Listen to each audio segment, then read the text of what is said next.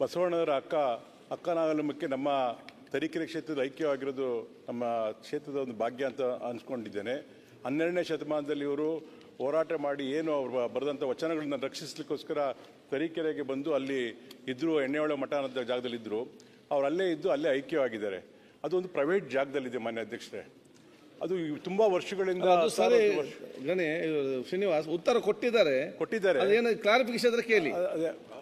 ಐಕ್ಯ ಆಗಿದ್ರು. ಅಲ್ಲಿ ಇವತ್ತು ಬೇರೆ ಪ್ರೈವೇಟ್ ಜಾಗದಲ್ಲಿದೆ. ಅದನ್ನ ಆದಷ್ಟು ಬೇಗ ಅದನ್ನ ಸ್ಮಾರಕ ಅಂತ ಘೋಷಣೆ ಮಾಡಬೇಕು ಮೊದಲನೇದಾಗಿ. ಎರಡನೇದಾಗಿ ಅದು ಅಕ್ವೈರ್ ಮಾಡ್ಕೊಂಡು ಅದಕ್ಕೆ ಸರ್ಕಾರ ಹೆಚ್ಚಿನ ಒತ್ತನ್ನು ಕೊಟ್ಟು ಆ ಕ್ಷೇತ್ರ ಒಂದು ತುಂಬ ಜನ ಇವತ್ತು ಕೂಡ ರಾಜ್ಯಾದ್ಯಂತ ಬಂದು ಆ ಸ್ಮಾರಕವನ್ನು ನೋಡ್ತಾ ಇದ್ದಾರೆ. ನಮಗೂ ಬೇಜಾರಾಗುತ್ತೆ ಮಾನ್ಯ ಅಧ್ಯಕ್ಷ. 20-15 ವರ್ಷದಿಂದ ಹೋರಾಟ ಮಾಡ್ತಿರೋದು ಅದಕ್ಕೋಸ್ಕರ. ಇವತ್ತಿನೂ ಕೂಡ ಅದು ಘೋಷಣೆ ಆಗಿಲ್ಲ. ನಾನು ಕೂಡ ಹಲವಾರು ಪತ್ರಗಳನ್ನು ಹಿಂದೆ ಬರೆದಿದ್ದೆ, ಈಗಲೂ ಕೂಡ ಬರೆದಿದ್ದೇನೆ. ಅದು ಇನ್ನೂ ಸರ್ಕಾರದ ಹಂತದಲ್ಲಿ ಘೋಷಣೆ ಮಾಡಬೇಕು ಅನ್ನೋದು ಹಂತದಲ್ಲೇ ಇದೆ. ಇನ್ನೂ ಕಾರ್ಯಗತ ಆಗಿಲ್ಲ. ಅದು ಬೇಗ ಆದಷ್ಟು ಬೇಗ ಅದು ಸ್ಮಾರಕ ಅಂತ ಘೋಷಣೆ ಆಗಬೇಕು. ಎರಡನೇದಾಗಿ ಆ ಕ್ಷೇತ್ರಕ್ಕೆ ಹೆಚ್ಚಿನ ಹಣವನ್ನು ಬಿಡುಗಡೆ ಮಾಡಿ ಆ ಒಂದು ಅಭಿವೃದ್ಧಿಯನ್ನು ಕೂಡ ಸರ್ಕಾರ ಮಾಡಬೇಕು. ಅಕ್ಕನಾಮಕ್ಕೆ ಗದ್ದಿಗೆಯನ್ನು ಅಭಿವೃದ್ಧಿ ಮಾಡಬೇಕು ಅಂತ ನಾನು ಮಾನ್ಯ ಕಾನೂನು ಮತ್ತು ಸಂಸದೀಯ ವ್ಯವಹಾರ ಸಚಿವರಲ್ಲಿ ಕೇಳ್ಕೊಳ್ತಿದ್ದೇನೆ.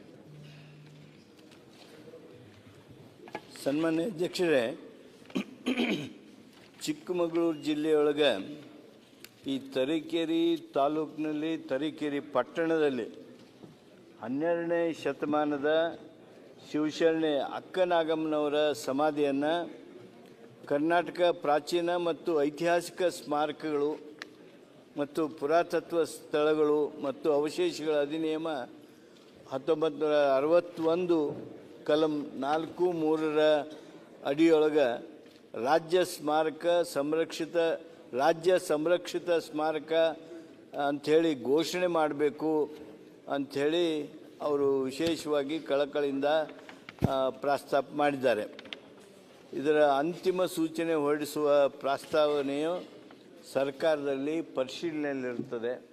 ಇದನ್ನು ನಾವು ರಾಜ್ಯ ಸಂರಕ್ಷಿತ ಸ್ಮಾರಕ ಅಂಥೇಳಿ ಘೋಷಣೆ ಮಾಡೋದಕ್ಕೆ 12ನೇ ಶತಮಾನದ ಶಿವಶರಣೆ ಅಕ್ಕನಾಗಮ್ಮನವರ ಸಮಾಧಿಯನ್ನು ರಾಜ್ಯ ಸಂರಕ್ಷಿತ ಸ್ಮಾರಕ ಅಂಥೇಳಿ ಘೋಷಣೆ ಮಾಡೋದಕ್ಕೆ ಸರ್ಕಾರದ ಪರಿಶೀಲನೆಯಲ್ಲಿದೆ.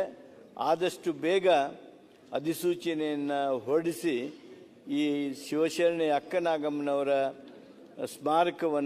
ಸಮಾಧಿಯನ್ನು ಸ್ಮಾರಕವನ್ನಾಗಿ ರಾಜ್ಯ ಸಂರಕ್ಷಿತ ಸ್ಮಾರಕ ಅಂಥೇಳಿ ಸರ್ಕಾರ ಘೋಷಣೆ ಮಾಡ್ತದೆ. Very good.